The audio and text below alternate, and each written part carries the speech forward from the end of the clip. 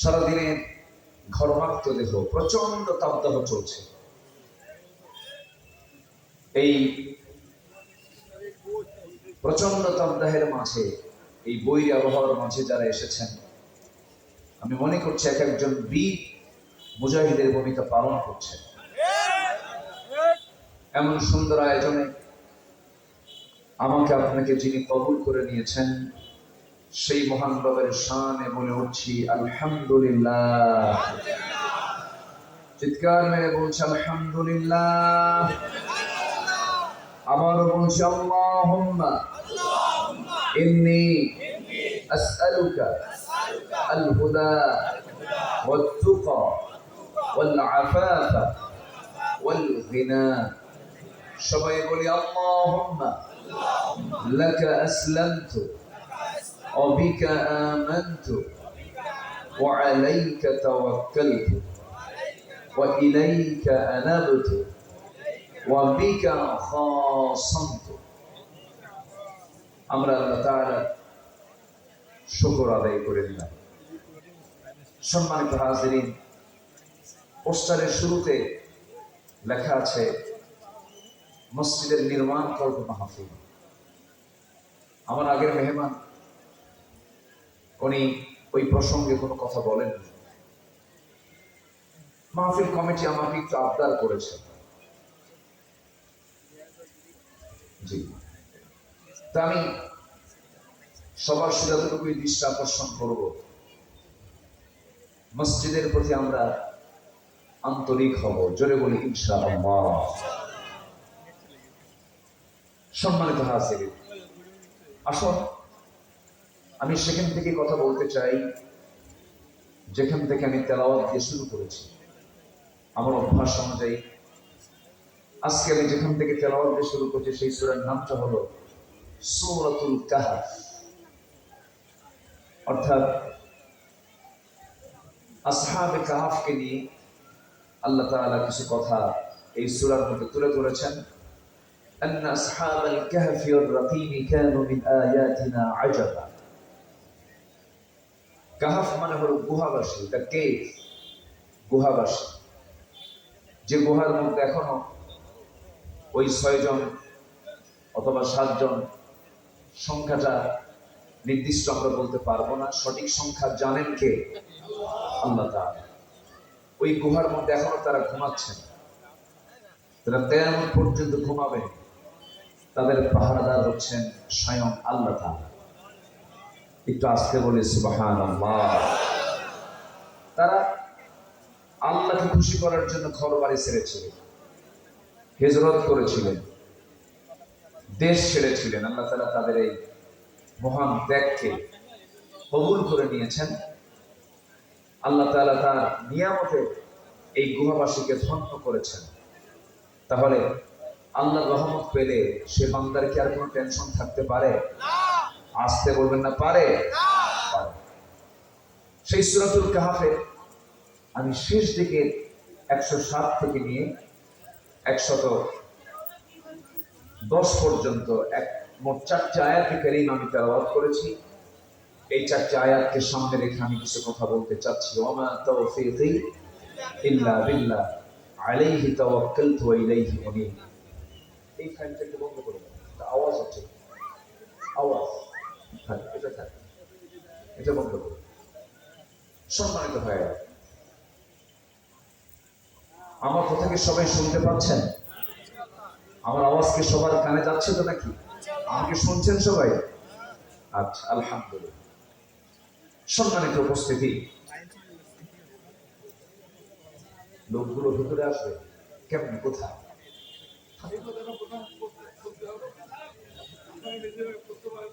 থাকুক, সমস্যা নেই। প্রচন্ড গরম হচ্ছে, এর মাঝেও আমি তো অবাক হচ্ছি। আসলে জলে ঢাকা ঢাকা, জল আছে বলে আপনাদের ধৈর্য আছে। কি সুন্দর এই প্রচন্ড গরমের ভিতরে মানুষের গায়ের গরম কিন্তু আছে একটা আলাদা। কেমনে ত্যাগ অবস্থার ভিতরে আপনারা বসে আছেন, এটাই তো আল্লাহর মেহেরবানি। বলি আলহামদুলিল্লাহ। সম্মানিত ভাইরা, যে যেখানে আছেন সেখানেই থাকুন, শুধু কানটা লাগায় রাখবেন হলো মাইকের সাথে। তাহলে যদি আমলের নিয়তে মাহফিল সফল হবে, চলে বলি ইনশাআল্লাহ। আমরা শুনি কিন্তু মানি কম, কিন্তু আল্লাহ তাআলা সেই কথা বলতে মানা করেছেন যে কথার আমল তার নিজের ব্যক্তিগত জীবনে থাকে না। লিমা তাকুলুনা মা লা তাফআলুন। এজন্য আল্লাহ তাআলা আমলে বিশ্বাসী। আল্লাহ তাআলা কিসে বিশ্বাসী বলেন তো? আমলে। আমল করো, আমি তোমাকে এটার বিনিময় দেব। শুধু কথা শুনলে হবে না, শোনা আগে দরকার না আমল করা আগে দরকার? শোনাও দরকার, আমল করো। শুনলাম, আমল করলাম না, মূল্য নেই। আবার আমল করবো কেমনে, শুনলামই না, আমল করবেন কেমনে, এটারও প্রয়োজন আছে। সম্মানিত ভাইরা, আসুন আমরা সেখান থেকে যাই, সেই দিকে যাই যেখান থেকে আমি তেলাওয়াত দিয়ে শুরু করেছি। আমার আলোচনার আগ দিয়ে একজন মেহমান এখানে বসেছিলেন, ইসলাম আন্দোলনের অন্যতম সিপাহ সালার। তিনি একটা কথা বলেছেন, দীর্ঘ 16টি বছর মাহফিল কমিটির মাহফিলের মৌসুম আসলে বিশাল টেনশন সৃষ্টি হতো, থানা অনুমতি দিবে কিনা। এই যে একটা মানসিক যন্ত্রণা, কোরআন শোনার জন্য কোরআন নাজিল করেছেন যিনি, সে আল্লাহর কালাম হলো কোরআন। আরে সেই কোরআন শোনার জন্য মানুষের কি পারমিশনের দরকার ছিল? আসতে বলেন, দরকার ছিল। কিন্তু এই কন্ডিশন কেন করা হয়েছিল জানেন? এই কন্ডিশন করার মূল কারণ হলো যাতে যদি কোরআন বোঝে এই জালিম গোষ্ঠীর পতন ত্বরান্বিত হবে। এটা ছিল তাদের ভয়, এটা ছিল তাদের কি ভয়। আবু জাহেলের একই চিন্তা ছিল। আবু জাহেলরা কি বলেছিল? وقال الذين كفروا لا تسمعوا لهذا القرآن والغوا فيه لعلكم تغلبون। আবু জাহেলরা বলেছিল, কোরআন শুনতে যেও না, কোরআন শোনা থেকে দূরে থাকো, তোমরাই বিজয়ী হয়ে যাবে। কিন্তু আমার আল্লাহর কথা হলো না, وَإِذَا تُلِيَتْ عَلَيْهِمْ آيَاتُهُ زَادَتْهُمْ إِيمَانًا وَعَلَى رَبِّهِمْ يَتَوَكَّلُونَ। জোরে বলুন আল্লাহু আকবার।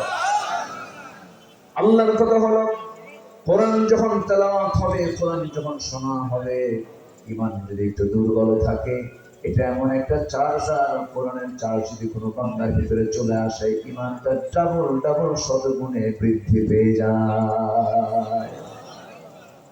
তাহলে কোরআন শোনা থেকে জাতিকে যারা বিরত রাখার চেষ্টা করেছিল, তারা কি মুসলমানদের বন্ধু হতে পারে? আসতে বলবেন না, বন্ধু হতে পারে? সম্মানিত ভাইয়েরা, যারা কোরআনের আওয়াজকে, যারা দ্বীনের আওয়াজকে যারা নিভিয়ে দিতে চাচ্ছিল, বন্ধ করতে চাচ্ছিল, অচল করতে চেয়েছিল, তারা কি আসে না পালাইছে? আসতে বলে, আসে না পালাইছে? আলেমরা পালায়? আসতে বলে, আলেমরা পালায়? হাসতে হাসতে ফাঁসির মঞ্চে চলে যায়, পালায়।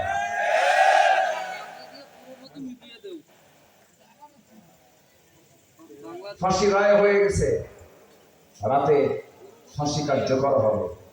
বিকেলবেলা ছেলেকে ডাক দিয়ে বলছে, বাবা আমার জানাজাটা কে পড়াবে? চিন্তা করা যায়। বলতেছে, আব্বা আপনি বলে দেন আপনার কোন সন্তানটা জানাজা পড়াবো। তো বাবা তুমি আমার জানাজা পড়াবো, তুমি যাবে, তোমার মা যেন সাথে না যায়, কারণ তোমার মার গেলে এত লম্বা পথ কষ্ট হবে, তুমি জানাজার দায়িত্ব পালন করবে। সম্মানিত ভাইরা, ফাঁসির মঞ্চে নেওয়া হচ্ছে, বলা হলো আমাকে কি 2 রাকাত নামাজের সুযোগ দেওয়া হবে? হ্যাঁ, পড়ে দিন। নামাজে দাঁড়ালে, সুন্দর করে আল্লাহর কাছে চাইলে, জল্লাদ লক্ষ্য করলো নামাজও শেষ হয়ে যাচ্ছে, ফাঁসির মঞ্চে নেওয়ার জন্য তাকে আর টানাটানি করা লাগতেছে না। আসামি নিজেই দৌড়ায়া দৌড়ায়া ফাঁসির মঞ্চের দিকে চলে যাচ্ছে খোবায়েবের মতো। বলা হলো, এমন আসামি তো জীবনে পাইনি যে মরার জন্য ফাঁসির মঞ্চের দিকে দৌড়াতে থাকে। উত্তর আসলো, আমি তো মরতে যাচ্ছি না, আমি জান্নাতের দিকে দৌড়াতে যাচ্ছি। জোরে বলি সুবহানাল্লাহ। আলেমরা পালায় না। আমার জীবনে ফার্স্ট হজ, আমি প্রথম হজ করেছি 2009 সালে। আর সেই 2009 সালে এদেশের তাফসীর জগতের উজ্জ্বল নক্ষত্র এদেশে তাফসীর মাহফিলের দিনে সংস্কার করেছেন।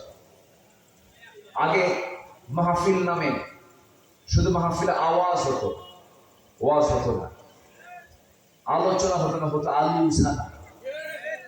সে জায়গায় এটি কোরআনের তাফসীর মাহফিল যে সম্ভব, কোরআন থেকে আলোচনা করা যে সম্ভব, ঘন্টার পরে ঘন্টা আল্লাহর কথা মন্ত্রমুগ্ধের মতো মানুষ শুনত, লক্ষ লক্ষ মানুষ তা শুনত। সে আল্লামা সাঈদী তার জীবনের শেষ হজ তিনি করেছেন 2009 সালে। আমার প্রথম হজ, ওনার জীবনে শেষ হজ। ওনাকে সৌদি আরবে বলা হলো, ট্রাইব্যুনাল গঠন হচ্ছে দেশে, মামলা তৈরি হচ্ছে, আপনাকে গ্রেফতার করা হবে, আপনি খামাকে দেশে গিয়ে জড়িয়ে পড়ার দরকার নেই, আপনার যাওয়ার দরকার নেই। জবাবে আল্লাহর মুখ থেকে এই কথাটাই বের হলো, না, আমার দেশ, আমার মাটি, আমার দলের কর্মীরা বিপদগ্রস্ত থাকবে, আর আমি তার লিডার হয়ে আরাম সজ্জায় জীবনযাপন করবো, এমন নেতৃত্ব আমি কখনো চাই না। যদি মরতেই হয় দেশের মাটি দিয়ে মরবো, পালাবো না। এসেছেন দেশে বীরের মতো, গ্রেফতার হয়েছেন, কারাবরণ করেছেন, কারাবরণ হয়েছিল তার, রিমান্ড মাসের পরে মাস, জেলখানা শুধু নয়, সেলে রাখা হয়েছিল দীর্ঘ 13টি বছর। তাকে নির্বিচারে, বিনা অপরাধে, বিনা দোষে জেলখানায় তো রাখা হলোই। সর্বশেষ 14 অগাস্ট একটি পরিকল্পিত ঘৃণ্য ষড়যন্ত্রের মধ্য দিয়ে তাকে হসপিটালে নিয়ে পরিকল্পিতভাবে তাকে হত্যা করা হয়েছে। সম্মানিত ভাইরা, তাহলে আলেমরা পালায়, হাসিনা পালায়? কে পালালো? কে পালালো? একটু ভাবেন, যারা তার দল করেছেন একটু ভাবেন, একটু ফিকির করেন। আপনি আজকে পড়ে আছেন, আর ওনারা আজকে মা পালাইছে, কে যেন কি করবে শুনলাম। সম্মানিত ভাইরা, আমার নবীজি উহুদের ময়দানে সবার পিছে না সবার আগে? মার খেয়েছেন সবচেয়ে কম না সবচেয়ে বেশি? আর আমার দেশের নেতার চরিত্র দেখছেন, পালা। বুঝতে হবে, একটু বুঝে নিতে হবে। সম্মানিত হাজিরিন, কথা আছে, আস্তে আস্তে করে বলবো। আবার অফ করে দেন, প্রচন্ড আওয়াজ হয়। সম্মানিত ভাইয়েরা, তাহলে আমরা সেই নেতৃত্ব মানব যে নেতৃত্বের সাথে নবীর গন্ধ পাওয়া যায়, ঠিক কিনা বলেন? রাসূলের গন্ধ পাওয়া যাবে যে নেতৃত্বে, সেই নেতৃত্ব আমাকে মানতে হবে। আমার দেশে নেতৃত্ব দু প্রকার, একটা হক নেতৃত্ব, আরেকটা কি বাতিল নেতৃত্ব। আছে না নাই? আছে না নাই? মদ খাওয়া নেতা, গাঁজা খাওয়া নেতা, জেনাকার নেতা, বেনামাজি নেতা, চাঁদাবাজ, ছিনতাই, রাহাজানি, সন্ত্রাসী, এমন নেতৃত্ব আছে না নাই? ওই সমস্ত নেতৃত্বের মুখে জুতা সময় উঠেছে, সময় এসেছে এখন জেগে ওঠা। ওদেরকে কোনো সুযোগ দেওয়া যাবে না। যারা সন্ত্রাসী তাদের কোনো দল নেই, যারা চাঁদাবাজ তাদের কোনো দল নাই। 53 বছর দেশের স্বাধীনতা, যত বৈদেশিক সাহায্য দেশে এসেছে তার 80% টাকা গেছে হলো নেতাদের পকেটে। আর যেতে দেব না। এমন সংসার রেখে গেল, পালায় গেল, যে সংসারের ঋণ হলো 18 লক্ষ কোটি টাকা, যার মধ্যে থেকে আমার 11 লক্ষ কোটি টাকা নিজেরাই পাচার করে নিয়ে চলে গেছে। তারা বলে আমরা দেশপ্রেমিক।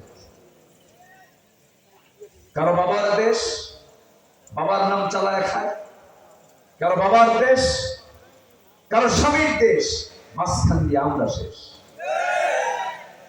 আমরা কাউকে মানি না, আমরা মানি হচ্ছে একটা নেতৃত্ব, তিনি হচ্ছেন মুহাম্মদুর রাসূলুল্লাহ। মুহাম্মদুর রাসূলুল্লাহ। রাসূলকে দিয়ে কাকে পাবো? আসতে হলে না কাকে পাবো? আল্লাহকে সরাসরি পাওয়া যাবে, রাসূলকে লাগবে।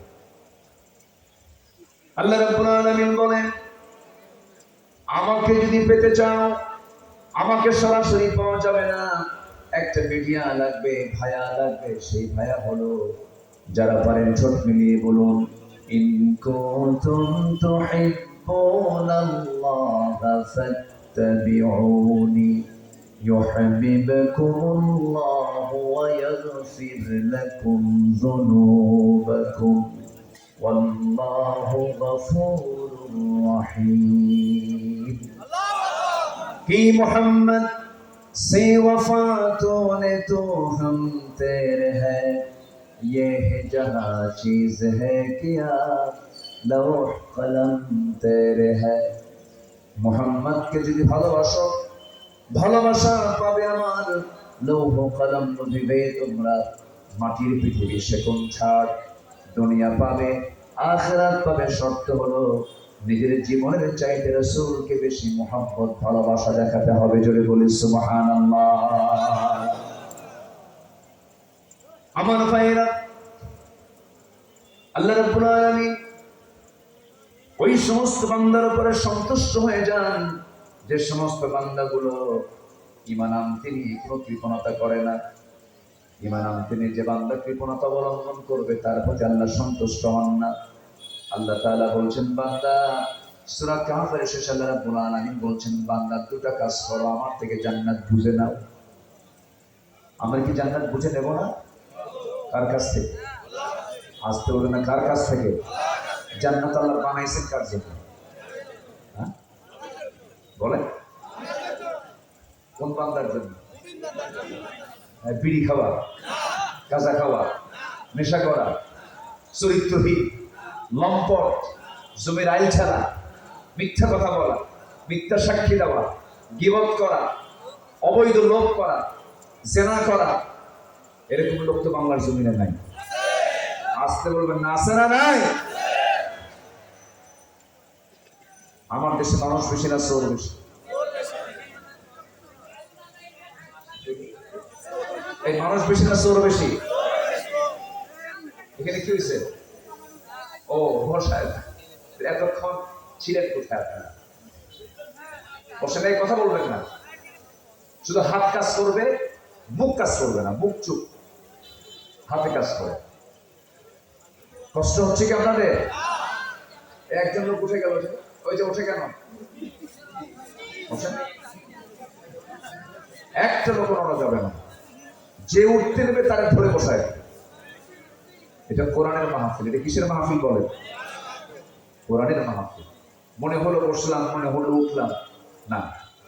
এখানে যদি ফেরেশতা, অবশ্যই আমাদের আমলনামায় লেখালেখি করছে, ফেরেশতার দৃষ্টিতে যদি কোনো বান্দার শৃঙ্খলা ভঙ্গের একটা অভিযোগ যদি ফেরেশতার দৃষ্টিগোচর হয়, আর একটা যদি চট করে একটা মামলা দিয়ে দেয়, সেই মামলার জামিন আছে?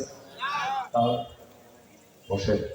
এটা খুবই গুরুত্বপূর্ণ একটা জায়গা, কারণ আমরা বসেছি এমন কিতাব নিয়ে যে কিতাবের নাম কি বলেন? এর চাইতে মূল্যবান পৃথিবীতে আর দ্বিতীয়টা কিছু আছে? আছে? আকাশ বড় না কোরআন বড়? গোটা পৃথিবীর সকল সৃষ্টি বড় না কোরআন বড়?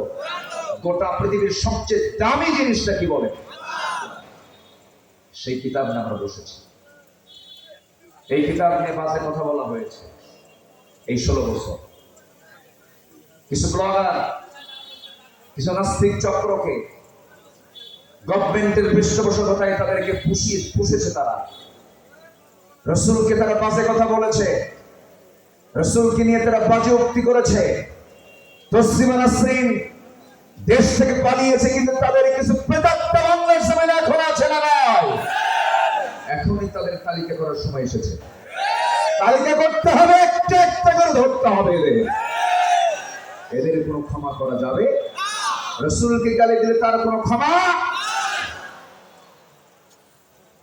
3টা অপরাধের শাস্তি ইসলাম দিয়েছে, হত্যা করো। কার নির্দেশ? 3টা অপরাধ যদি কেউ করে তার পৃথিবীতে বেঁচে থাকার কোন অধিকার? শুনবে? আগ্রহ আছে? সবাই শুনতে রাজি আছেন তো? জোরে বলি ইনশাআল্লাহ। সম্মানিত ভাই, তাহলে আমরা জান্নাতটা বুঝে নেব কার কাছ থেকে? ইমানটা নাই না? ইমান নাই না ইমান এনে? কেমন ইমান আনবো? কিছু লোকের নামই আছে ইমান আলী, আছে না নাই? নাম কি? ইমান। কম কথা, ইমানও আছে আলীও আছে। নাম হলো ইমান আলী, কিন্তু নামাজ পড়ে না। নাম হলো রমজান আলী, রমজান মাসে দুপুর বেলা ভাত খায়। নাম হলো খোকা মিয়া, বয়স হলো 80 বছর। নাম হলো বাদশা মিয়া, ভিক্ষা করে। কি করে? ভিক্ষা করে। নাম হলো আতর আলী, গোটা গায়ে গাজার গন্ধ। নাম কি রাখছে? আতর।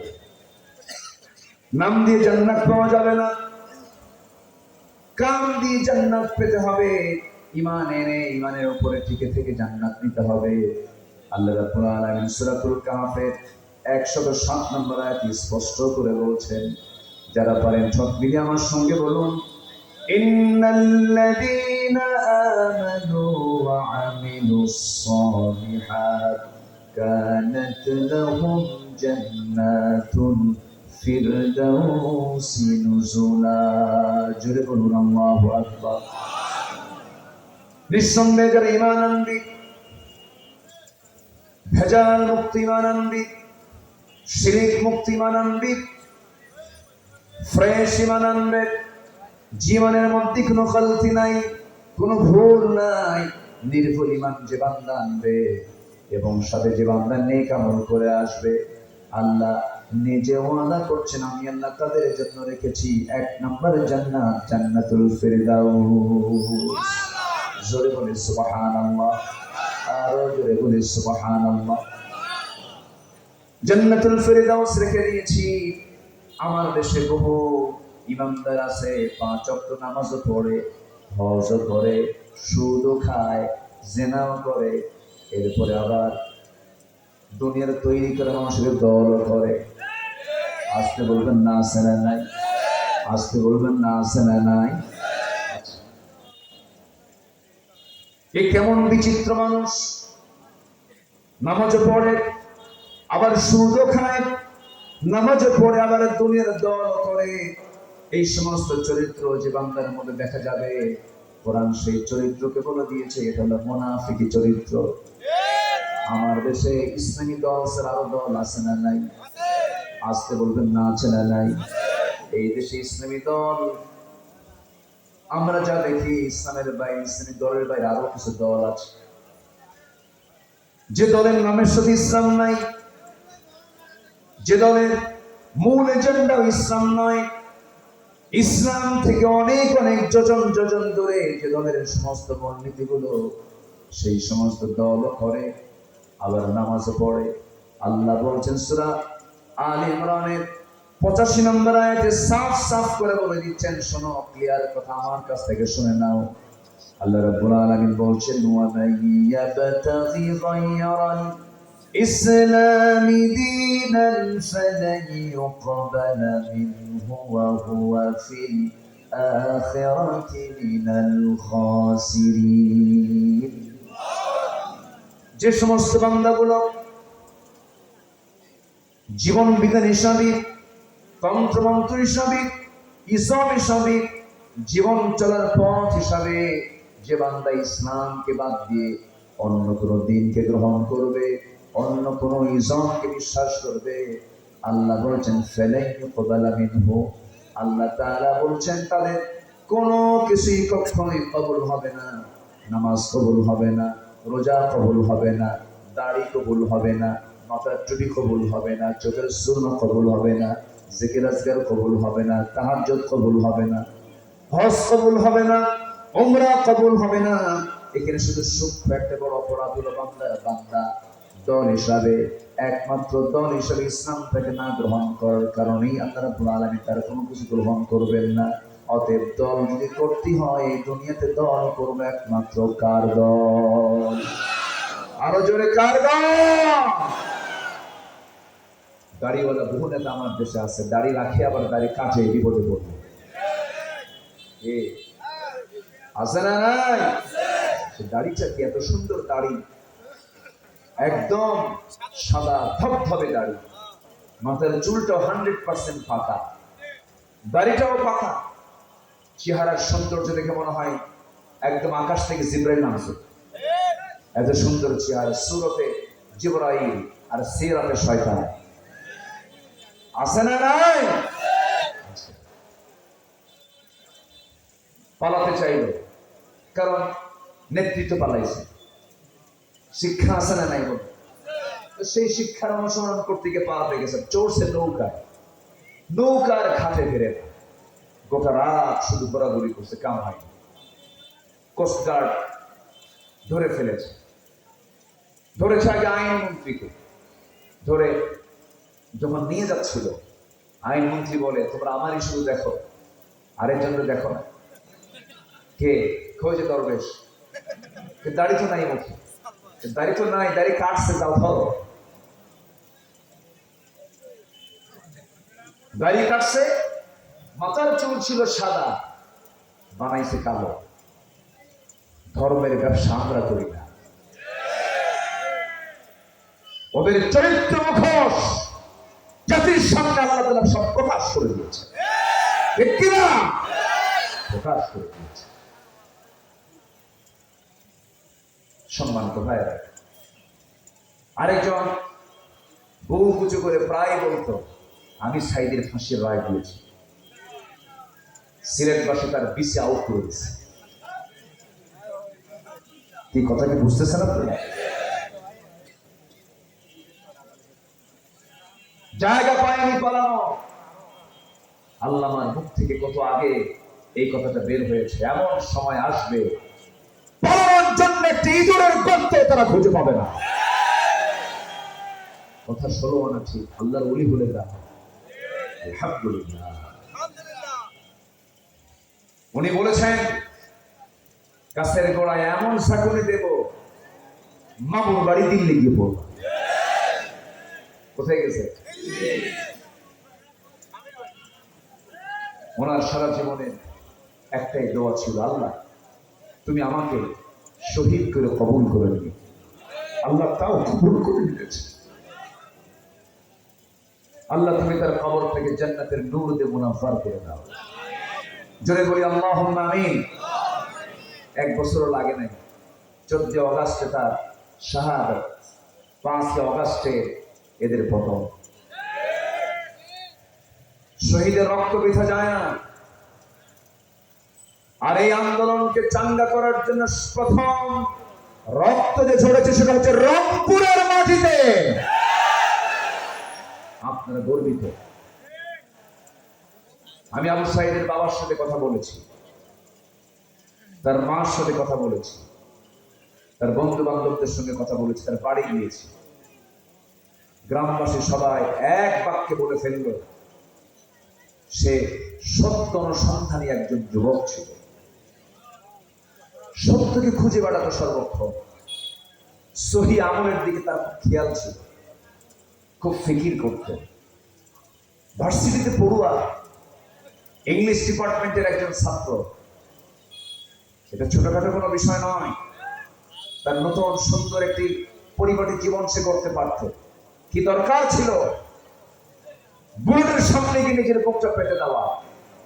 বুলেটের সামনে জীবনটা দিয়েছে এই জন্য, এই বুকটা এই জন্য পেতে দিয়েছে 18 কোটি মানুষকে মুক্ত করার জন্য। যুগে যুগে খালিদ বিন ওয়ালিদ আছে না নাই? আসতে বলবেন না, আছে না নাই? যুগে যুগে আব্দুল্লাহ বিন রাওহা আছে না নাই? যুগে যুগে সালাউদ্দিন আইয়ুবীর আগমন আছে না নাই? সম্মানিত ভাই, সম্মানিত বন্ধুগণ, তাহলে দল করতেই হবে আমাকে। সে দল করতে হবে কার দল? আসতে বলবেন না, কার দল? এই দল করা আমার আপনার জন্য ফরজ। এই দল আমার আপনার জন্য করা কি ফরজ? রাসূল নামাজ পড়বেন আর আবু জেহেল রাষ্ট্র চালাবে, এটাকে মানান না বেমানান? মানান না বেমানান? আলেমরা এই দেশের শাইখুল হাদিসরা, বড় বড় মাদ্রাসার মুহাদ্দিসরা, আলেম ওলামারা, এরা অনুগত থাকবে, এরা আরেকজনের অধীনে থাকবে। কাদের অধীনে থাকবে? যারা বেনামাজি। বেনামাজির নেতৃত্ব আলেমরা মানতে পারে না। পরিবর্তনের দরকার আছে না নাই? সম্মানিত ভাই, একটি পরিবর্তন আমরা দেখতে চাই। সে পরিবর্তন হবে কি দিয়া? আসতে বলবেন না, কি দিয়া? কোরআন। কোরআন কি সবাই চায়? কোরআন কি সবাই চায়? এই দেশের সবাই চায় কোরআন? কোরআনে আইন আছে না নাই? আবার মানুষের তৈরি করা আইন আছে না নাই? আমাদের দেশে আইন চলছে কার? আল্লাহ। আল্লাহ। আমার দেশে কার আইন চলে? আল্লাহ না মানুষের? বলেন বলেন বলেন বলেন, কোন আইনটা উত্তম? কোন আইনটা আমার আপনার জন্য কল্যাণ? কোরআনের আইন আমার জন্য উত্তম, আমার জন্য কল্যাণ। সেই উত্তম এবং কল্যাণমূলক আমার আপনার জন্য ইহকালীন কল্যাণ, পরকালীন নাজাতের মুক্তি, যেটা এই আইন সমাজে বাস্তবায়ন হোক, এর জন্য কাজ করার দরকার প্রত্যেকেরই আছে না নাই?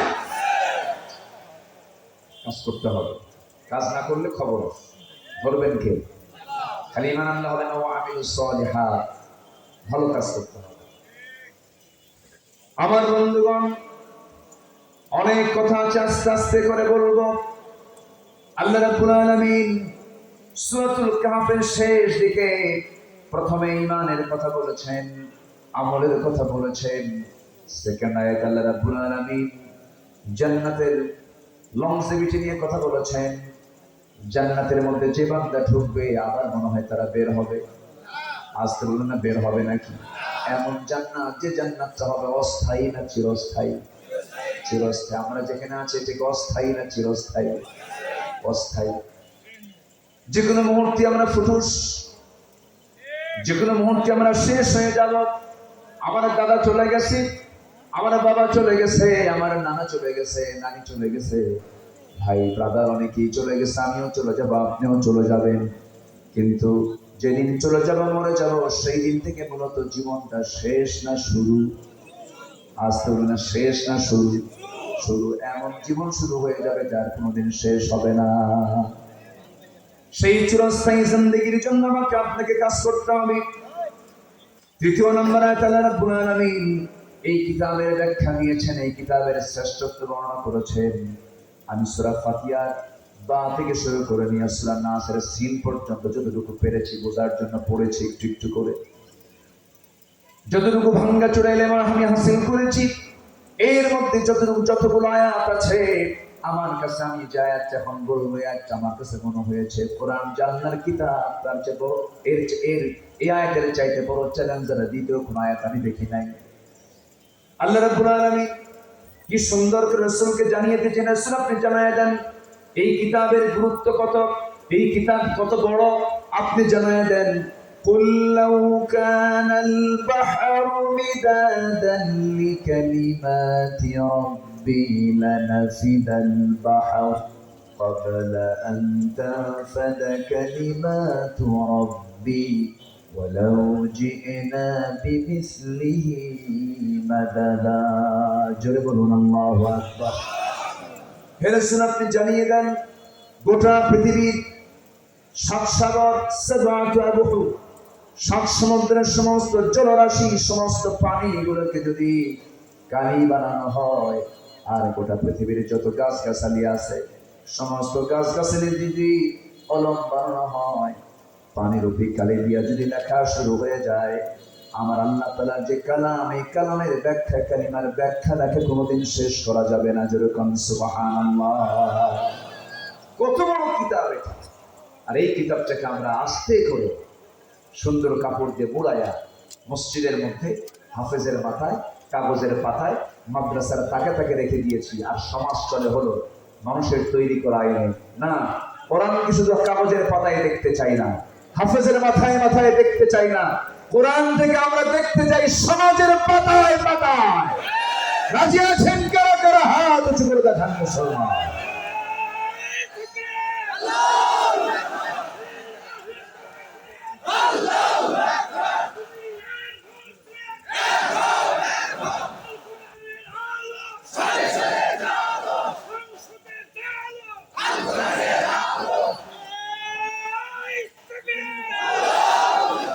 আল্লাহ কবুল করুন, জোরে বলি আমিন। আল্লাহ আমার দেশের প্রত্যেকটা উপজেলাকে জল ঢাকার মতো বানায় দেন। আমি জলটাকে চিনি। জল ঢাকা ইসলামী আন্দোলনের এক উর্বর জমিনের নাম, ঠিক কিনা? ওরা চেয়েছিল এই উর্বরতা, এই দ্বীনের একটু উর্বর একটি জনপদকে তারা নিশ্চিহ্ন করতে। আগুনে ফু দিলে আগুন দেবে, আবার আগুনে ফু দিলে আগুন দ্বিগুণ দ্বিগুণ জ্বলে ওঠে। জলটাকে প্রত্যেকটা ঘরকে আল্লাহ ইসলামের দুর্গ বানায় দেয়। জোরে বলি আল্লাহুম্মা আমিন। প্রত্যেক ঘর থেকে আল্লাহ তাআলা বীরাঙ্গনা, সেই মহিলা সাহাবীদের মতো আয়েশা, খাদিজা, সুমাইয়ার মতো মা পয়দা করে দেন। জোরে বলি আল্লাহুম্মা আমিন। ইসলামে মায়ের অবদান আছে না নাই?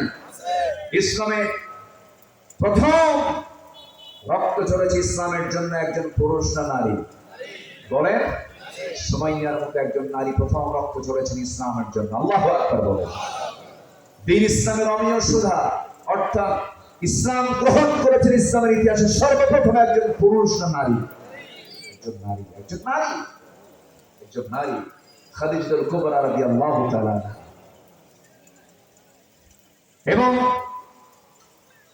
আল্লাহর ঘর কাবা, হারামের বাসিন্দা হয়েছেন এই পৃথিবীতে একজন নারী, তিনি হচ্ছেন হাজেরা আলাইহিস সালাতু ওয়াস সালাম।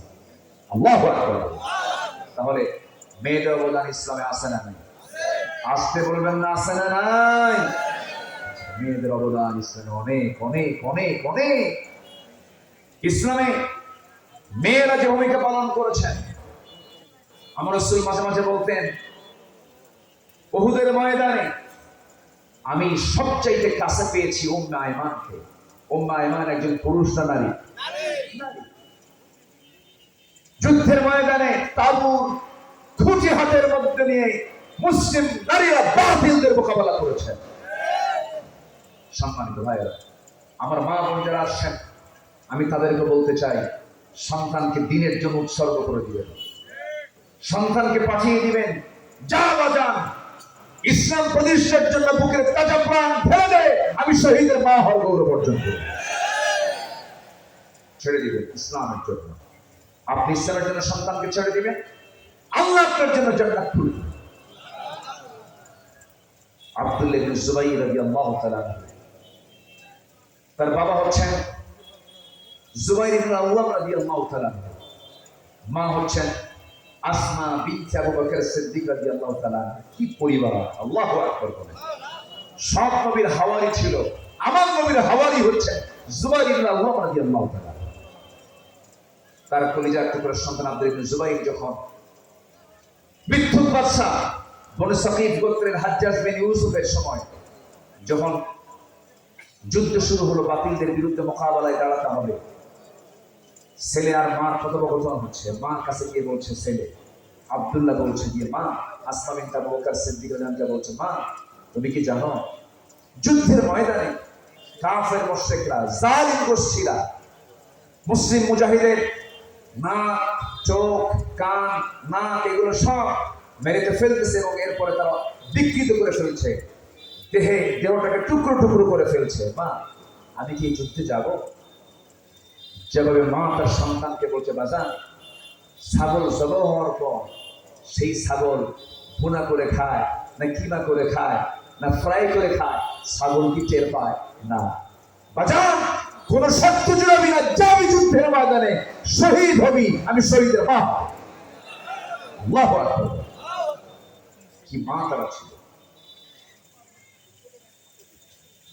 আমার মায়েরা খাদিজার মতো নারী হবেন, আয়েশার মতো নারী হবেন, হাজেরার মতো নারী হবেন, ফাতিমার মতো পর্দাশীলা হবেন, হাজেরার মতো ধৈর্যশীলা নারী হবেন। স্বামীটাকে রেখে গেলেন কাবার চত্বরে, বলা হলো, হাজেরা তুমি এই জায়গায় থাকো। হাজেরা বলছেন, আমার স্বামী, আল্লাহ নির্দেশনা আছে নাকি? হ্যাঁ, নির্দেশনা আছে। কোনো কথা বললেন না, তিনি মুচকি হাসি মেরে বললেন, স্বামী, আর আপনি চলে যান। খাদিজার মতো নারী হতে হবে, ধৈর্যের পিরামিড ছিলেন এক একজন। আবার আসিয়ার মতো ধৈর্যশীলা হতে হবে। স্বামী প্রচন্ড খারাপ। আসিয়ার স্বামীর নাম কি বলে? বলেন, আসিয়ার স্বামীর নাম কি বলে? ফেরাউন। এত বড় জঘন্য একজন নারী, জঘন্য একজন পুরুষের স্ত্রী ছিলেন সেই আসিয়া আলাইহিস সালাম। এত বড় প্রতিকূল পরিবেশে থাকার পরও তার ঈমান গেছে না আছে? কি ছিল কি ছিল না? ঈমানটা ছিল। আমি কি দোয়া করে দেব যে কিছু কিছু লোক যে উঠে যাচ্ছে গরম, আমিও চাই আমারও গরম লাগছে। ফ্যান আছে, ফ্যান দিয়ে কাম হয়? একটু বসেন না ভাই। মেহমানকে রেখে যদি কোনো বাড়িওয়ালা দৌড়ায়, কি বলবে বলে? খুব ভালো মানুষ, ভালো মনে করো। আমি তো মেহমান, আমাকে ছেড়ে আপনি যাচ্ছেন কেন? আমি তো যাবো ঢাকা, জল ঢাকা থেকে ঢাকা যাব, এত দূরের পথ, পেরেশানি তো আমারই বেশি থাকার কথা। আমি যাব, আপনিও যাবেন, কিন্তু যাওয়াটা যেন একটু ভালোভাবে হয়। আমরা সুন্দর একটি মোনাজাতের মধ্য দিয়ে আমরা বিদায় নেব। একজনও যাব না, আমি খুব বেশি লম্বা সময় নেব না, এই তো আলোচনার মাঝখানে আছে, শেষের দিকে আস্তে আস্তে চলে যাচ্ছি। সম্মানিত ভাইয়েরা, তাহলে মা বোনরা মাহফিল আসছে, একটু মাদের কথা তো মাঝে মাঝে একটু বলতে হয়, এই জন্য একটু মাদের দিকে চলে গেল। জীবনে স্বামী ছাড়া অবিস্মরণীয় হতে পারে এমন একটি উদাহরণ আছে একজন নারীর জীবনে। তিনি মারিয়া, তার স্বামী ছিল, তার স্বামী ছাড়া কি অবিস্মরণীয় হওয়া যায় না? মা হতাশ হবেন। আপনার যদি স্বামী না থাকে, মারিয়ামের দিকে তাকাবেন, আল্লাহু আকবার বলুন। মা, আপনি হতাশ হবেন, আপনার স্বামীটা খুব খারাপ, হতাশ হবেন না। আপনি আসিয়ার দিকে তাকান, ওর চাইতে জঘন্য পুরুষ পৃথিবীতে আর আসবে না। সেই পুরুষটা, সেই ফেরাউনটাই ছিল হলো আসিয়ার সামনে। উনি কি ধৈর্য ধরেন না? ধৈর্য ধরেছে। কি কঠিন পরীক্ষা! ফেরাউন বলল, আসিয়া, আমি তোমার মর্যাদার কোনো কমতি করিনি। আমার রাষ্ট্রের তুমি হলে সেকেন্ড মানুষ, তুমি হলে ফার্স্ট লেডি অফ ইজিপ্ট। এই ইজিপ্টের তুমি হলে ফার্স্ট লেডি। আচ্ছা বলেন তো, বউ বড় না স্বামী বড়? দেখছেন, বউ বড় কইছে, কইছে কিন্তু। আচ্ছা, চেয়ারম্যান বড় না চেয়ারম্যানের বউ বড়? বউ বড়। কিছু কিছু ক্ষেত্রে কিন্তু আছে। আচ্ছা, বউকে দেখে কি ভয় লাগে না? এই বউ দেখে ভয় পান না? দেখেন, মুরব্বী একজন খুঁজে পাই, মানে মুরব্বী পায় বলেই সংসার হচ্ছে। যে স্বামী বউকে ভয় পায় না, সংসারিত হবে। বউকে ভয় করে, কারণ সংসার করার জন্য বউয়ের দরকার আছে না নাই? আসতে বলবেন না, আছে না নাই?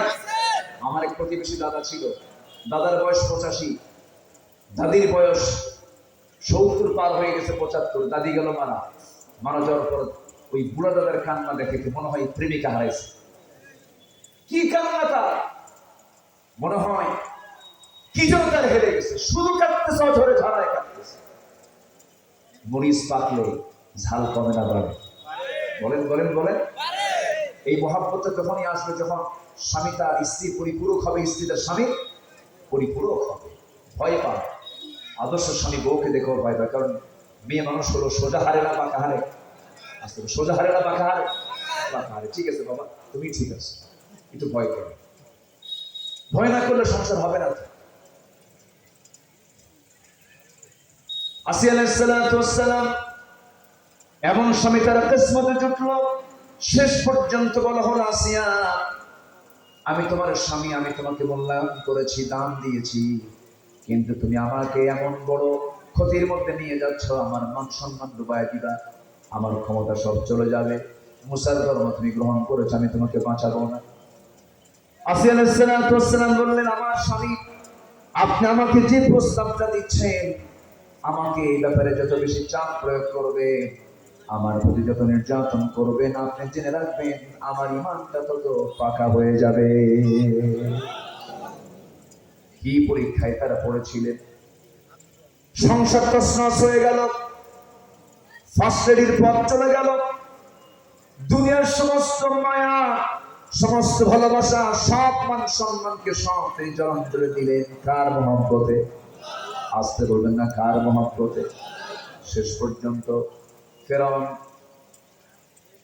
জল্লাদকে রেডি করে ফেললো, জল্লাদ দেখা হলো, জল্লাদ সামনে হাতের মধ্যে করাত দাঁড়ায় আছে, করাত দিয়ে তার গোটা বডিকে দুই ভাগ করে ফেলা হবে। শেষবারের মতো ফেরাউন এসে বলছে, আসিয়ার সময় কিন্তু এখনো আছে, তুমি কি করবে বলো? তোমাকে করাত দিয়ে কিন্তু দুই টুকরো করার সিদ্ধান্ত পাকাপোক্ত হয়ে গেছে। আসিয়া আলাইহিস সালাতু ওয়াস সালাম কথাগুলো শুনলেন, মুচকি হাসি মেরে বলছেন, স্বামী আমার, আপনি দিচ্ছেন আমাকে মৃত্যুর হুমকি, আর আল্লাহ তাআলা আমাকে দেখায় দিচ্ছেন জান্নাতের দরজাগুলো। সুবহানাল্লাহ। চোখের সামনে মেয়ের সন্তানগুলোকে ধরা হলো, টকবগে গরম তেলের ভিতরে সন্তানগুলোকে ছেড়ে দেওয়া হলো, ভাজা মাছের মতো হয়ে গেল, সন্তানগুলোকে মেরে ফেললো ফেরাউন। সর্বশেষ বলা হলো, ও আসিয়া, সংসার সব শেষ হয়ে গেল, সব শেষ হয়ে গেছে, এখন তুমি শেষ হয়ে যাবে, তুমি কি করবে বলো? সঙ্গে সঙ্গে আসিয়া বলছেন, স্বামী আমার, আপনি আমাকে কি করবেন জানি না, আমি নাকের মধ্যে জান্নাতের ঘ্রাণ পেতেছি। জল্লাদ সামনে দাঁড়ায় গেল, করাতটা যখন কপালে রাখলো, ফিনকি দিয়ে রক্ত বের হওয়া শুরু হয়ে গেল। সেই সময় তিনি একটা দোয়া করেছিলেন, আজ থেকে 4000 বছর আগের দোয়া। কয় হাজার বছর আগে? 4000 বছর আগের দোয়া তিনি করলেন।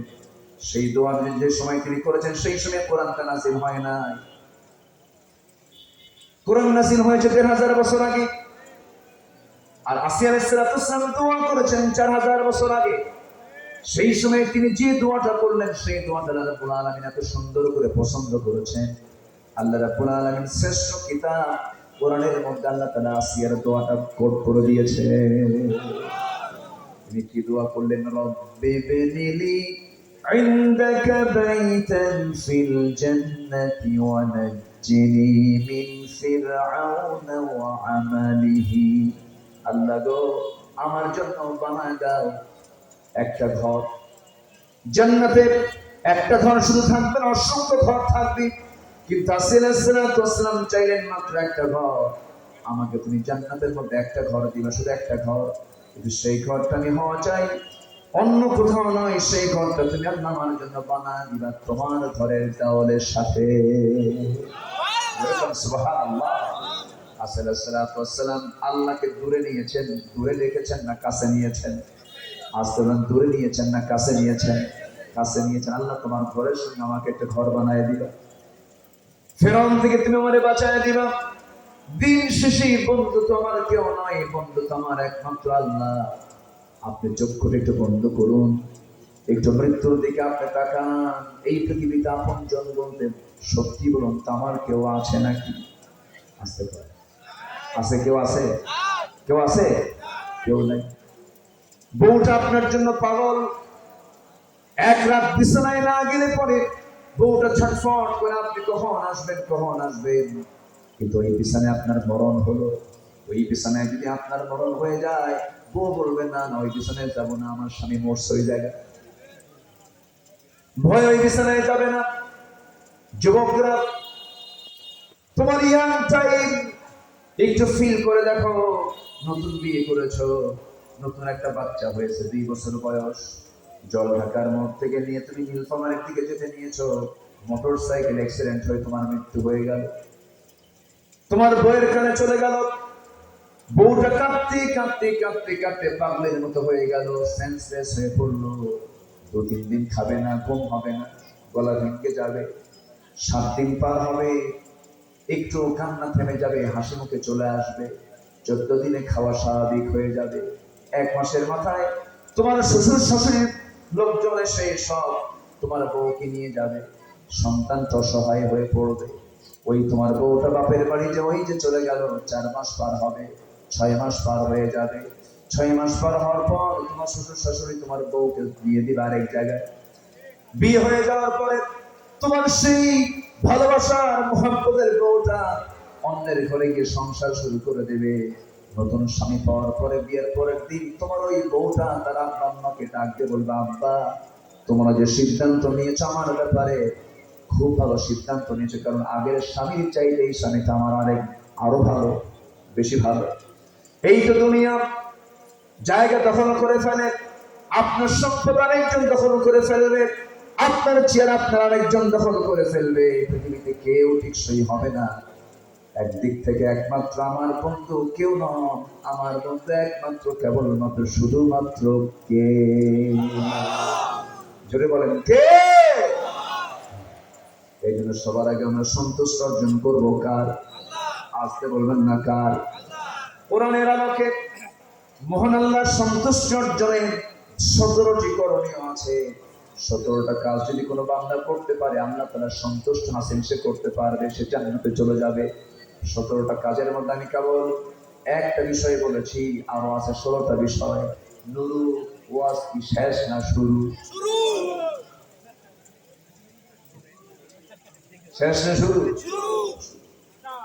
মাহফিল 5 দিন হলে ভালো হয় এক জায়গায়, ঠিক তো, কিন্তু ঠিক তো নাই, শেষ করতে হবে, এক রাত পেলে তো হয় না, মনে হয় যে একটা জায়গায়, তবে হ্যাঁ আমরা প্ল্যান করছি, আমরা ঢাকায় বসবো, ঢাকায় বসছি, আমরা পরামর্শ করছি, প্ল্যান ভিত্তিক মাহফিল হওয়া উচিত, পরিকল্পিত মাহফিল হওয়া উচিত, টাইম সিলেকশন করা উচিত, রাত 12টার দিকে ওয়াজ হয় না হয় আওয়াজ, এগুলো ঠিক না।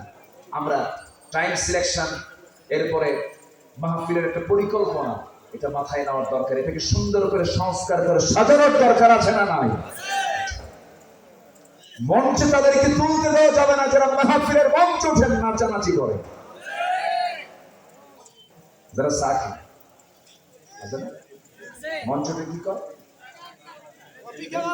কফি খায়, চা খায়,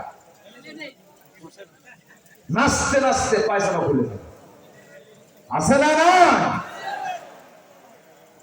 বাতিলদের বদল জুগিয়েছ তোমরা, তোমাদের মুখ থেকে বাতিলদের পক্ষে কথা শুনেছি আমরা, ঠিক কিনা? বাইতুল মুকাররমের খতিবকে অপসারণ করা হয়েছে, চলে গেছে গত সপ্তাহে মসজিদে নামাজ পড়ানোর জন্য, কিন্তু যেদিন 5ই আগস্ট আসছে সেদিন পালাইছে, ডাকাতগুলো নিয়ে সাথে করে চলে আসছে মসজিদে, চেষ্টা করেছে, কওমি জনগণের খেতাব দিয়েছিল, সে নিজে যোগ্য পিতা ছিল তার, শামসুল হক ফরিদপুরি রহমতুল্লাহ আলাইহি, তার সন্তান হয়ে তার এমনটা মন্তব্য করা উচিত হয়নি। 5 ইমের স্বপ্ন চত্বরের সঙ্গে বিশ্বাসঘাতকতা করেছে যারা, তারা জাতির সবচেয়ে বড় মুনাফিক, তারা ঠিক কিনা? গণজাগরণ মঞ্চে শাহবাগে একাত্মতা প্রকাশ করতে যায় যে আলেমরা, তারা আলেম নামের কলঙ্ক, জাতির ধোঁকাবাজ তারা।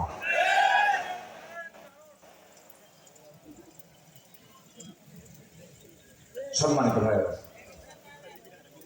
তাহলে আমরা সবার আগে সন্তুষ্ট হাসিল করবো কার? আসতে বলবেন না কার? এর জন্য আমাদের করণীয় কাজ হচ্ছে মোট 17টা, এর মধ্যে চলতেছে 1 নাম্বার, ইন্নাল্লাযীনা আমানু ওয়া আমিলুস সালিহাত কানাত লাহুম জান্নাতুল ফিরদাউসি নুজুলা খালিদিনা ফিহা লা ইয়াবগুনা আনহা হিওয়ালা। আল্লাহু আকবার। সম্মানিত ভাই, নবীর প্রতি মহব্বত রাখার দরকার আছে না নাই? আসতে বলবেন না আছে না নাই? রাসূলকে মুহাব্বত না করলে আমরা সন্তুষ্ট অর্জন করা যাবে? সন্তুষ্ট আল্লাহ অর্জন করতে হলে সত্যিই হলো রাসূলকে বেশি করে চিন্তা হবে। কেমন ছিলেন আমার রাসূল? শুনবেন শুনবেন সবাই?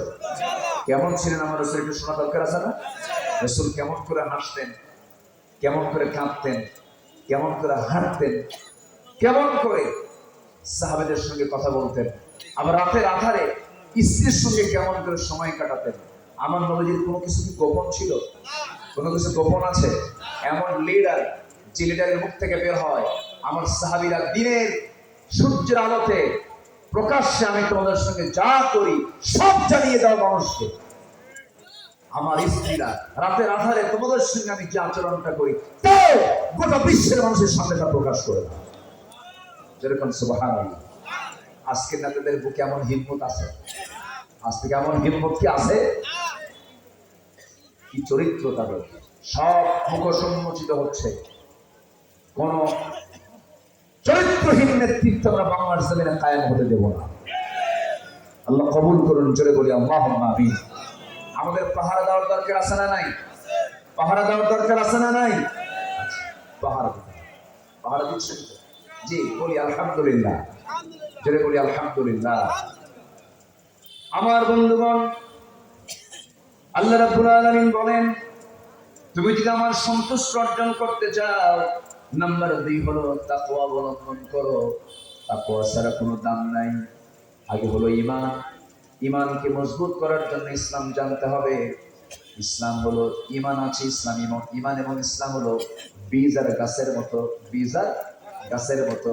ভালো বীজ যদি হয় গাছটাও ভালো হবে। ভালো যদি ঈমান হয়, ইসলামটা ভালো করে মানা হবে।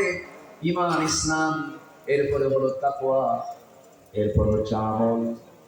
আপনার তাকওয়া নাই, আমল, আপনার আমল আল্লাহর দরবারে মঞ্জুর হবে না। ঈমানের সঙ্গে ইসলামের সম্পর্ক, ইসলামের সঙ্গে তাকওয়ার সম্পর্ক, তাকওয়ার সঙ্গে হলো আমলের সম্পর্ক।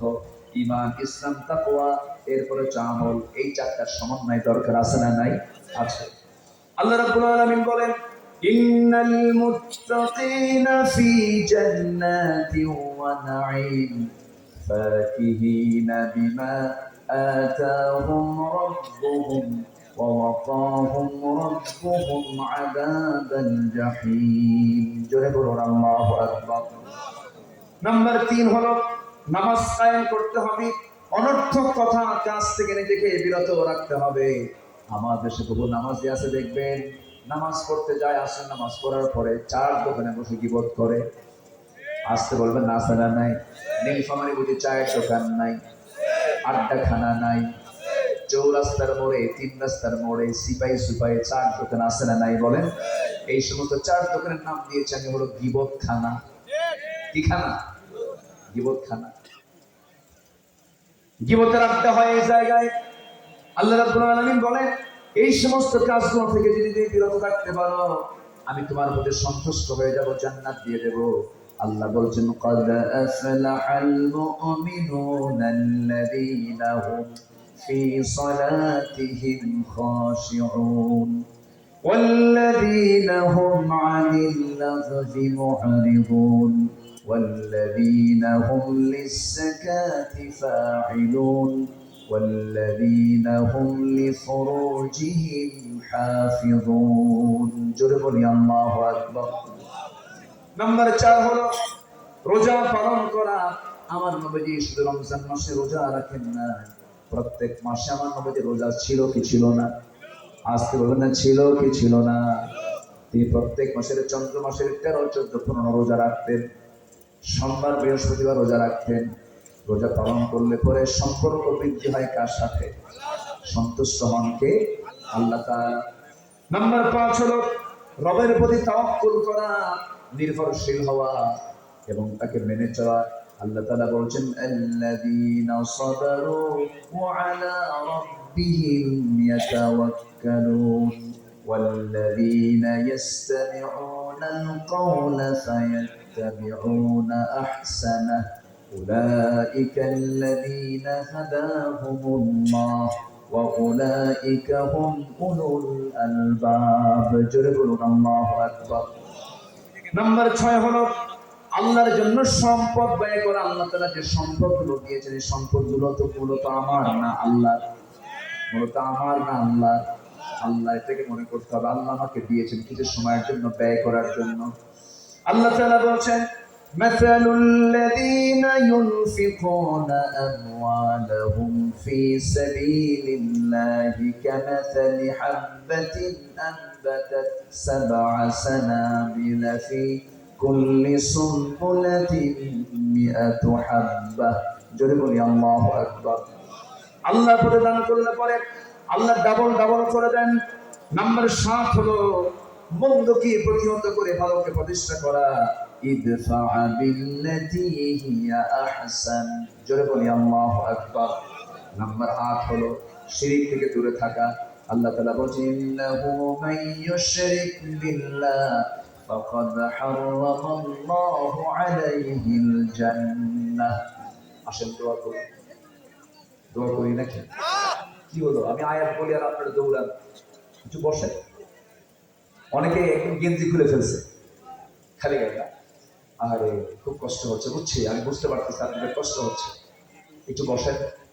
আমি জাস্ট একটা আয়াত ধরেছি, একটা প্রসঙ্গ ধরেছি, এটা শেষ করার দরকার আছে না বলেন তো? একটু বসেন। রেকর্ড হচ্ছে, এই রেকর্ডগুলো গোটা দুনিয়ায় চলে যাবে। এই জন্য প্রত্যেকটা জায়গায় কথার ক্ষেত্রে শুধু রেকর্ডের জন্য নয়, প্রত্যেকটা কথা রেকর্ড করেন কে? আল্লাহ তাআলা। মা ইয়ালফিযু মিন কাওলিন ইল্লা লাদাইহি রাকীবুন আতীদ। সম্মানিত ভাইরা, শিরক থেকে দূরে থাকা, তাহলে আমরা আল্লাহর সন্তুষ্টি অর্জন করতে পারবো। নাম্বার 9 হলো আল্লাহর জন্য ধৈর্য ধারণ করা। ইন্নামা ইউওয়াফাস সাবিরুনা আজরাহুম বিগাইরি হিসাব। আমরা ধৈর্য ধারণ করব কার জন্য? আল্লাহর জন্য। ধৈর্যের ফলাফল আছে না? ধৈর্য 16 বছর। ধৈর্য কত বছর? 16 বছর। আল্লাহ কি 5 আগস্ট দেননি? 5 আগস্ট দেননি? আর ফেরাউন ছিল হলো 1600 বছর। কত বছর বলেন? বলেন কত বছর? 1600 বছর। আমরা পাইছি ফেরাউনের কয় বছর? ঠিক আছে না? তাহলে মুসার কওম ফেরাউনকে পেয়েছে 1600 বছর, আর আমরা পাইছি মাত্র 16 বছর। তাই অস্থির হয়ে গেছিলাম, আল্লাহ মাদা রাসূলুল্লাহ। সম্মানিত ভাইরা, আল্লাহ আমাদেরকে বিজয় দিয়েছেন। এই বিজয়কে আমরা অক্ষুণ্ণ রাখবো, টিকে রাখবো। জোরে বলি ইনশাআল্লাহ। নামাজ পড়তে হবে কয় ওয়াক্ত? দেখি 5 ওয়াক্ত নামাজ পড়বেন কারা কারা, একটু হাত তুলে দেখা। জোরে বলি ইয়া আল্লাহ, ইয়া রহমান, ইয়া রহিম, ইয়া হাইয়্যু, ইয়া কাইয়্যুম। বলি ইয়া আল্লাহ, আমাদেরকে 5 ওয়াক্ত সালাত আদায় করার তৌফিক তুমি আল্লাহ দিয়া দাও। জোরে বলি আমিন, আরো জোরে আমিন। সম্মানিত ভাই, নাম্বার 11, আল্লাহর সন্তুষ্টি অর্জন করতে চাও, আল্লাহর পথে জিহাদ করো। কার পথে জিহাদ করো? আসতে বলেন, কার পথে জিহাদ? আল্লাহর পথে জিহাদ হতে হবে। জিহাদের নাম নেবে জঙ্গিবাদী বলে গালি দিত। ওয়াজের মঞ্চে আসলেই আগে চিরকুট লেখা থাকতো, হুজুর ওয়াজ করবেন আকাশে আর খবরে। দুনিয়া আমরা দেখি, দুনিয়া দেখবে ওরা, আর আমরা দোয়া করব। আমাদেরকে এরকম করে মানসিক যন্ত্রণা দেওয়া হতো। এমনকি মাহফিলের মঞ্চে আমাকে লক্ষ্য করে গুলি পর্যন্ত করা হয়েছে, মঞ্চাগুন ধরিয়ে দেওয়া হয়েছে। তারা আল্লাহর দ্বীনকে নিভানোর জন্য হাজারো চেষ্টা করেছিল। আল্লাহর দ্বীন কারো বাবার নয়, আল্লাহর দ্বীনকে কেউ নিভায় দিতে পারবে না। যারা নিভাতে আসবে তারাই নিভিয়ে যাবে। নিভে যায় নাই? নিভে গেছে। সম্মানিত ভাইরা, আল্লাহর পথে জিহাদের দাম আছে না নাই? রাসূল বলেছেন সর্বোচ্চ চূড়া হলো জিহাদ। মুনাফিক এবং মুমিনকে চেনার মাধ্যম হলো জিহাদ। মুনাফিক মসজিদে যেতে পারে, মুনাফিক দান সদকা করতে পারে, মুনাফিক রোজা রাখতে পারে, মুনাফিক দাড়ি রাখতে পারে, মুনাফিক পাগড়ি পরতে পারে, মুনাফিক জুব্বা পরতে পারে, মুনাফিক চোখের সুরমা লাগাতে পারে, মুনাফিক জীবন দেওয়ার জন্য জিহাদে যেতে পারে না। কথা ক্লিয়ার? কথা ক্লিয়ার? যাদের কাছে জিহাদ চুলকায় ওরা মুনাফিক। ওরা কি বলেন? দিন এমনি এমনি আসে নাই। দিন কায়েমের জন্য আমার নবীর পবিত্র দেহ থেকে রক্ত ঝরাতে হয়েছে। যে বিশ্ব নবীর গায়ে একটা মশা পড়তো না, যে রাসূল দিনের প্রহরে সূর্যের নিচে হেঁটে গেলে আল্লাহ তাআলা সূর্যের নিচে এক খণ্ড মেঘ সর্বক্ষণ রেখে দিতে, যে রাসূলকে আল্লাহ তাআলা নিজে দাওয়াত দিয়ে আরশ আজিমের মেহমান বানিয়েছে। কি দাম! তার জেরাতে জন্ম হলো সুবহে সাদিকের সময়। আমার রাসূলের জন্ম হলো কোন মাসে? এই মাসের নাম কি? একটু কথা বলা দরকার তো।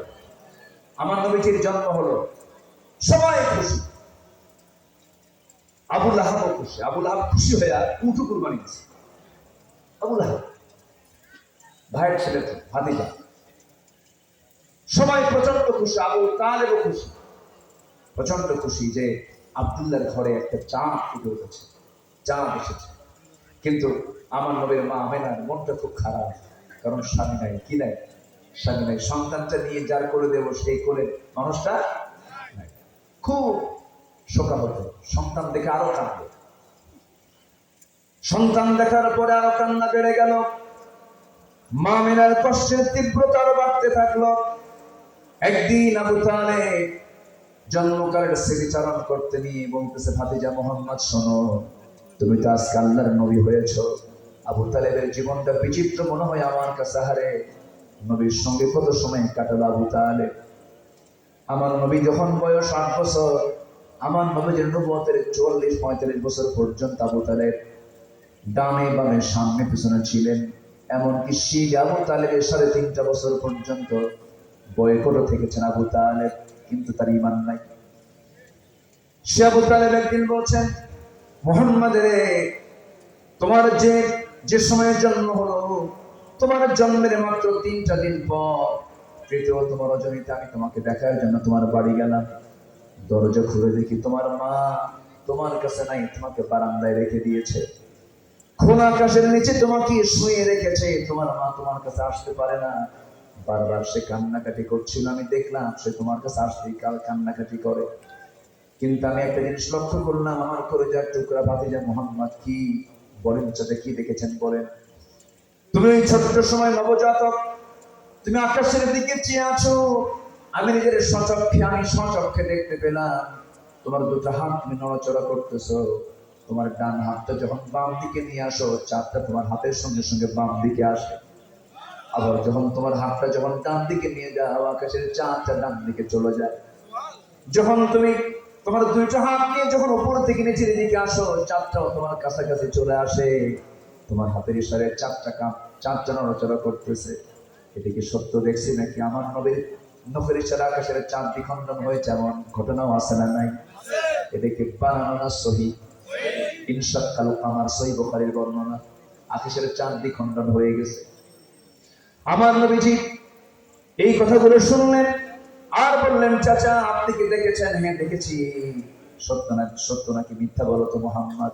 রাসূল বলছেন, চাচা আপনি যা দেখছেন সত্য দেখেছেন, কারণ জন্মের পূর্বে আমি আমার বাপকে হারিয়েছি, আমার মা স্বামীকে হারিয়েছেন।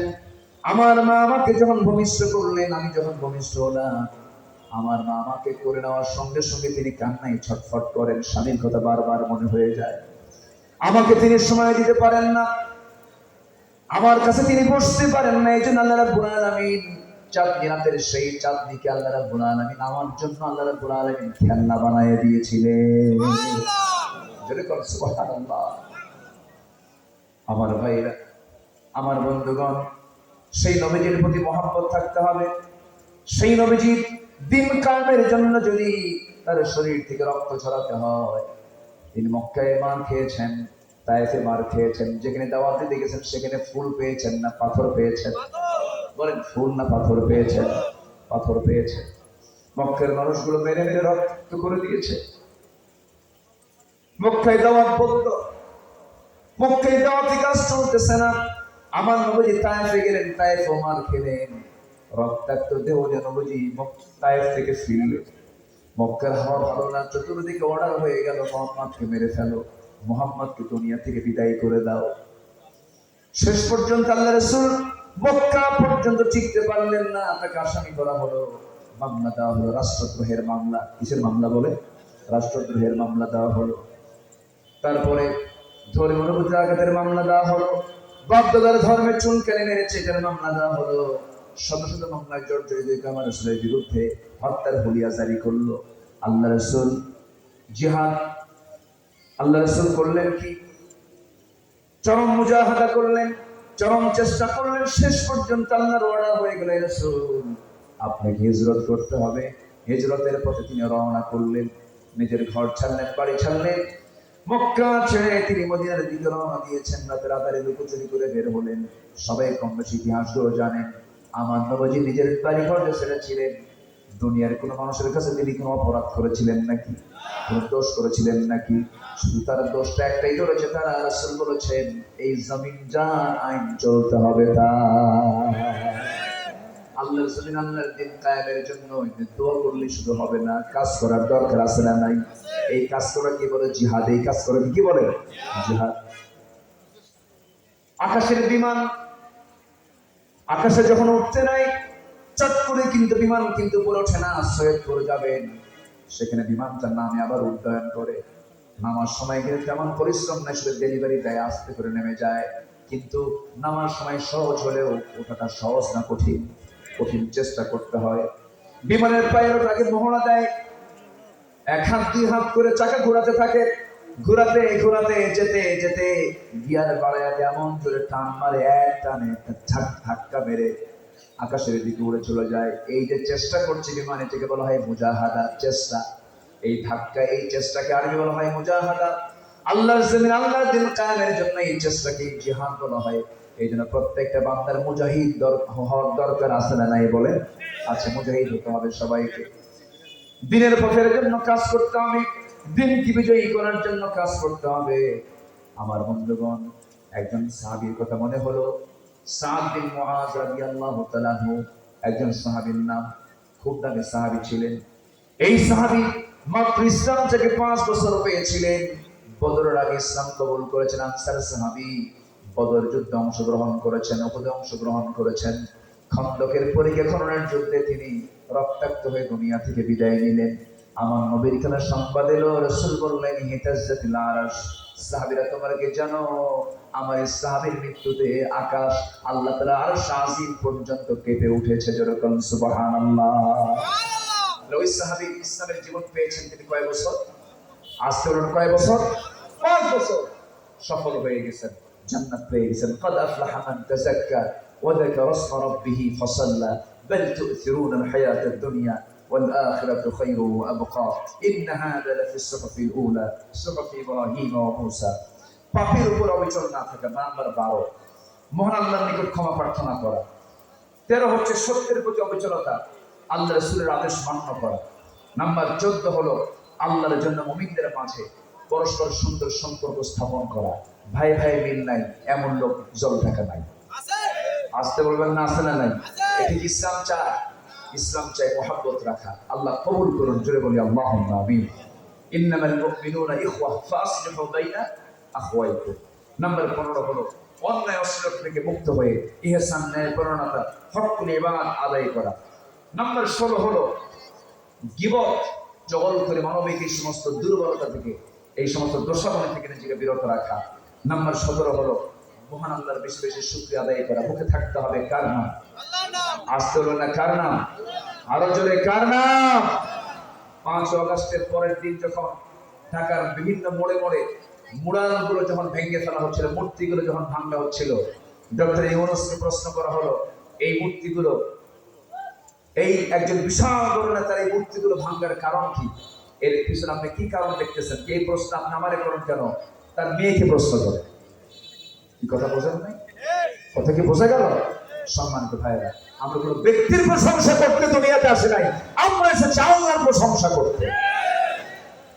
ব্যক্তির প্রশংসা করতে করতে আল্লাহর নাম ভুলে গেছে। এমন নেতৃত্ব আমরা দেখতে চাই না। যে নেতার মুখে আল্লাহর নাম বেশি, সে নেতা হবে আমার নেতা। আল্লাহু আকবার। আমরা নেতা এবং কর্মী সব হাসর একসঙ্গে উঠবো, জোরে বলি ইনশাআল্লাহ। আল্লাহ কবুল করুন, আল্লাহ কবুল করুন। নামাজ সবাই পড়বেন তো? বাড়িতে বউ বাচ্চা আছে, তাদেরকে নামাজের কথা বলার দরকার আছে না নাই?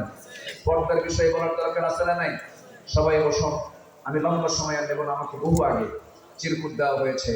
মসজিদ এই নিয়ে আমি প্রথমে বলতে চেয়েছিলাম, কিন্তু আপনাদের কষ্ট হবে বলে আমি কিছু বলিনি। তো যে যেখানে আছেন, এই যে ভাই, ও আচ্ছা, ও দেওয়ার জন্য উঠছে, ঠিক আছে, একটু বসেন। কেউ উঠবেন, এখন উঠলে কিন্তু একদম মাহফিল বিশৃঙ্খল হয়ে যাবে। একটা লোক উঠবেন না, একটু চাদর যাবে, ব্যাগ নিয়ে যাবে। আমার ভলেন্টিয়ার ভাইরা কোথায় আছেন? আপনারা একটু মেহেরবানি করে একটু নেমে পড়ুন।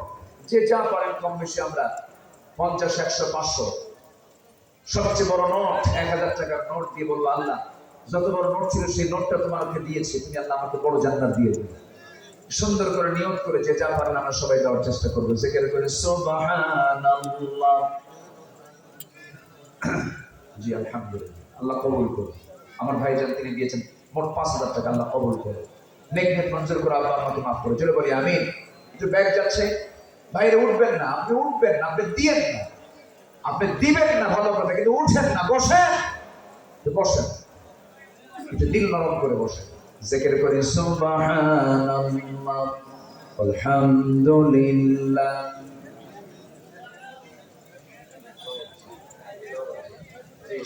সব তিনি দিয়েছেন মসজিদের জন্য 5000 টাকা। জোরে বলি আলহামদুলিল্লাহ, আল্লাহ কবুল করে, নেক নেক মঞ্জুর করে আল্লাহ আমাকে মাফ করুন।